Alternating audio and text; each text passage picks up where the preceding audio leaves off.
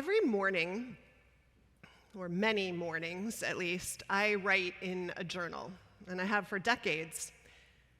I do so in part to keep track of my life. I tell myself that someday, in a rocking chair on a porch somewhere, I will read through them all, just like I will look through those thousands of pictures that I keep having to spend more money to store digitally and all the half-finished scrapbooks during that period of a hobby that I had around those. Writing in my journal is also a piece of my spiritual practice. It's this time that is carved out, this space at the table to reflect on the day before. And sometimes I learn something while I'm doing it. A month ago, looking back on what I remembered as a perfect day the day before, I realized how perfect it was and how completely, utterly, unimpressively ordinary, too. Which prompted me to think about this idea of the ordinary and our relationship to it. Sarah Wilson, in her book, First We Make the Beast Beautiful, writes about how often she has danced with the habit of looking for happiness outside of herself, as so many of us do dance at times with. And also how this focus outward seems to come hand in hand with a kind of infinite escalation of what it will take for the outside world to make us feel happy. Tied to that, I think, is our relationship to the ordinary. When you and I say ordinary, it's often not a compliment. It's something we devalue when we call it that. The ordinary is the commonplace. It's the everyday, and it's also implied, I think, in our use that it's also boring, it's the mediocre. It's something that is held up against the special, the extraordinary, extraordinary. We never say, for instance, last night I went out and went to my favorite restaurant for an ordinary meal there. Or, we cooked ordinary homemade chocolate chip cookies last night. To be worthy of naming, it has to be special, and the implication is that we always would prefer the special, if we can find it, if we can afford it, if we can create it. I mean, who willingly settles? It can show up in our relationship to stuff. The extra soft sheets from Egyptian cotton of this count or that, I've lost count, actually. The hand-poured over coffee instead of brewed, you name it. If it can be packaged for sale, it has been, and it will be in the quest for the special and the novel.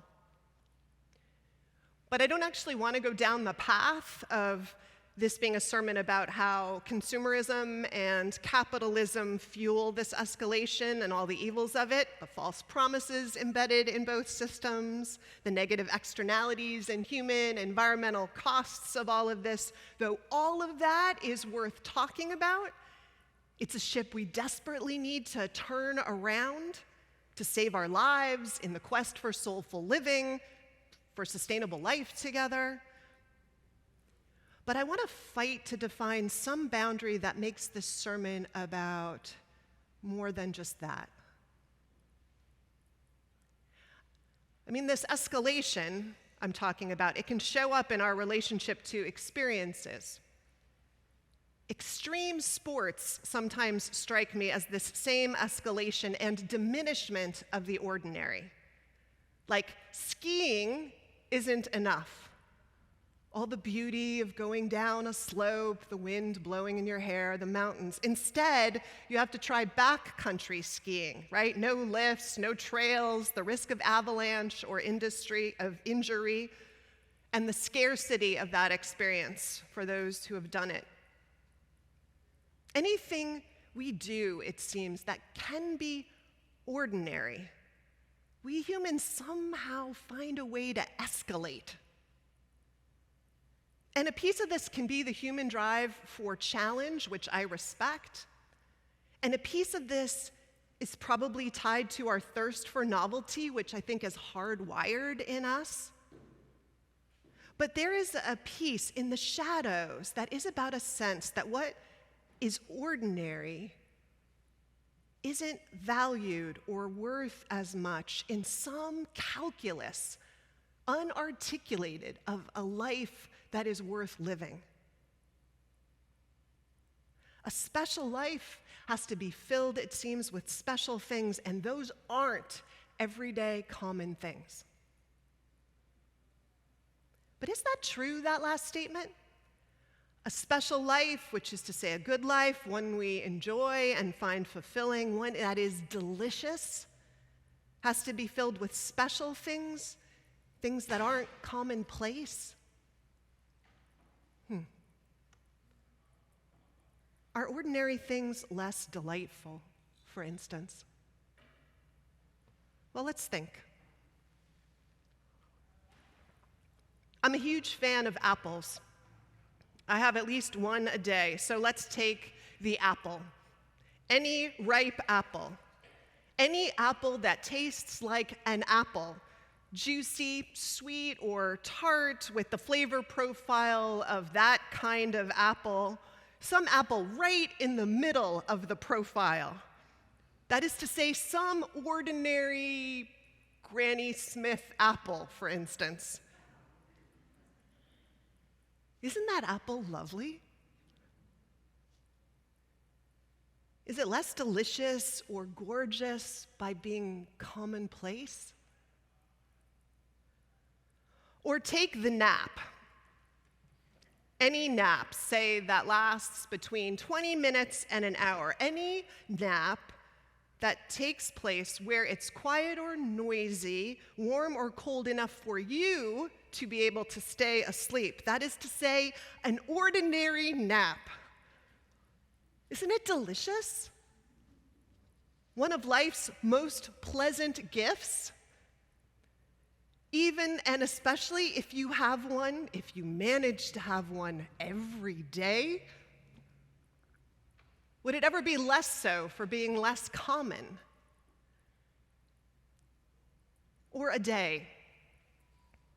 Any day, all days that begin like days do, like the one in Mary Oliver's poem, the day that begins with trees dripping somewhere with dew and sunlight pink and falling like glass on the wetness of everything, a world beginning to wake and shake itself free from sleep. Isn't that day, that ordinary day that breaks the way days always do, predictably, normally, isn't that something we part the curtains or the leaves to like tissue on some vast, incredible gift? Is it any less so after 30 of those days in a row or 54 years of them? Is Mari's morning with Michael and Cato Pierre, with bedhead and berries and coffee and dimples when they show up and a blue sky, any less special because it happens, predictably, I'm imagining, every day, as common as mud, as the poet Marge Piercy would say? Someone once told me, someone who works in hospice and has all those conversations that many of us are afraid to have or feel ill-equipped to have with those who stand on the precipice of dying. They said that in those conversations, what people most often speak of most fondly and wish they could have more of, yes, it isn't the hours in the office, we all know that. But it isn't often the time they parachuted from an airplane, or a wish to relive one more day at Disneyland. No, what they pine for is the ordinary days, apparently, most people. What they love and loved and want more of is apparently the ordinary. It's another dinner with loved ones at the table, another of those Saturday morning runs through the neighborhood while the world slept, one more day to put your kids or grandkids to bed with a bath and a story.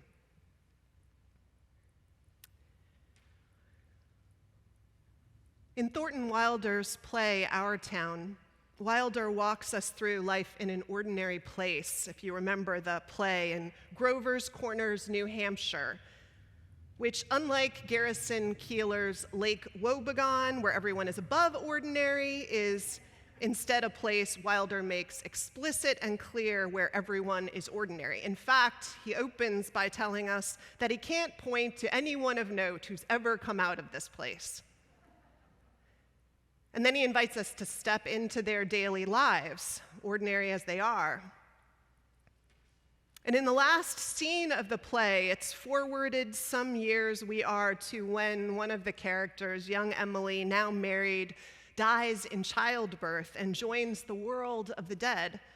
And there she talks with her former neighbor and others who have passed away before her, and she finds out that she actually has the option to go back and live beside the living, if she chooses to, though her elders discourage it. She can go back to her life any moment, past or present. At first, Emily wants to choose a special day, maybe the day when she and her future spouse realized they were in love, some extraordinary day in this life just ended. But at the advice of her mother-in-law, Mrs. Gibbs, she hears that in fact she should choose an unimportant day. Gibbs says, choose the least important day in your life. It will be important enough. And it is. Emily goes back to an ordinary day, one she couldn't even remember before it started to replay. And she's struck by the poignancy of everything she sees, all the people she loves alive and so unaware of what they have in the moment. Something only, it sees, the dead can reliably see. Just for a moment now, we're all together, Mama, she says to a mother who cannot hear her across the veil. Just for a moment, we're happy. Let's look at one another. And Emily is struck by what she missed. I didn't realize Mama's sunflowers and food and coffee and new ironed dresses and hot baths and sleeping and waking up. Oh, Earth, you're too wonderful for anybody to realize you. Do any human beings ever realize life while they live it every minute?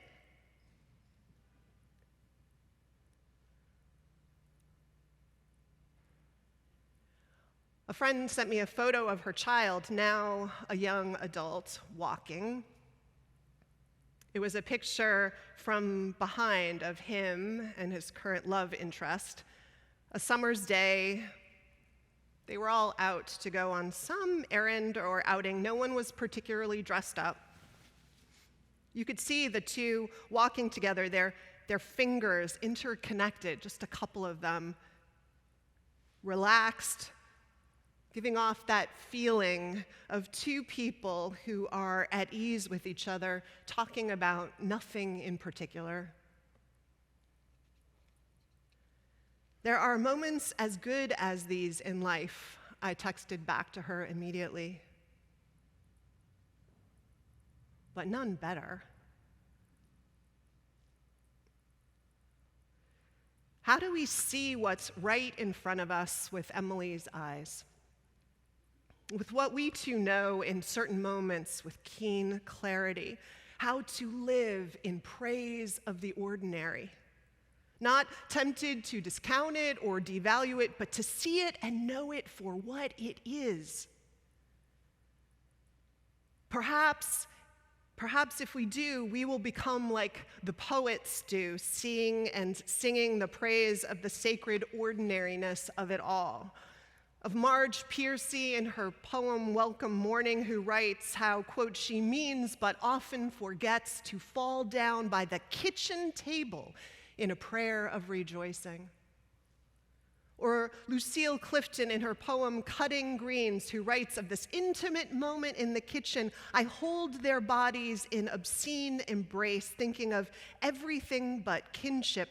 Collards and kale strain against each other away from my kiss-making hand and the iron bed pot. The pot is black, the cutting board is black, my hand, and just for a minute, the greens roll black under the knife and the kitchen twists dark on its spine, and I taste in my natural appetite the bond of live things everywhere. The ordinary, and this invitation to live in praise of it. I realized in writing this sermon that I was tempted periodically in poetic preacher excess to say something about the extraordinary ordinary, except that this would belie the point. Because what I want to leave us with this morning, to name and to recall to us from our own places of knowing, is the grounding and the delight of the simply ordinary in our days. Simply that. Remarkably that. Because recently I had a thoroughly ordinary day. And I realized in writing in my journal the next morning that if I had to live again a day, just one, I might choose that one. It had everything that makes me happy, which it turns out is as common as mud. I love you all. Bless us all in our days and the deep, poignant living of them. Amen.